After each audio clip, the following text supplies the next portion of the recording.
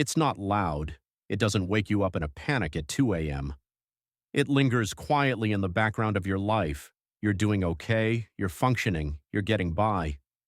But every once in a while, a thought slips in. I should be further by now.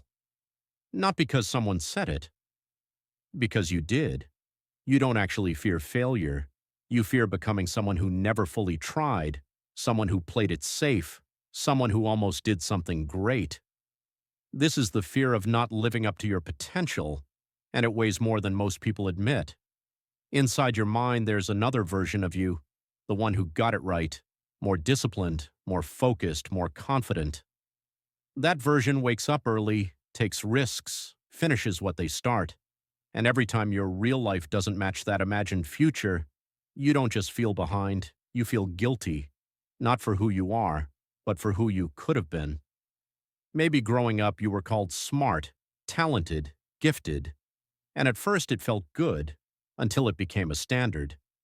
When your identity is built around potential, trying starts to feel dangerous, because if you try and fail, the illusion disappears, so your brain makes a quiet deal. Stay comfortable, stay safe, stay almost. Untested potential can't be disproven. Then you open your phone. People are launching businesses, buying homes, starting families, building momentum. And suddenly your hesitation feels louder. It's not jealousy, it's confrontation. Their progress highlights your pause. You don't feel inspired, you feel exposed, like time is moving forward, and you're still negotiating with fear. This fear creates a split inside you. There's who you are today, and there's who you believe you're supposed to be by now. The wider that gap becomes, the heavier it feels. You don't fear being average. You fear looking back someday and realizing you stayed comfortable when you could have grown, that you protected your ego more than your future. Here's the truth most people don't say out loud. The version of you that you imagine is not a deadline. It's not a contract. It's possibility. The pressure doesn't come from your potential. It comes from comparing your beginning to someone else's middle.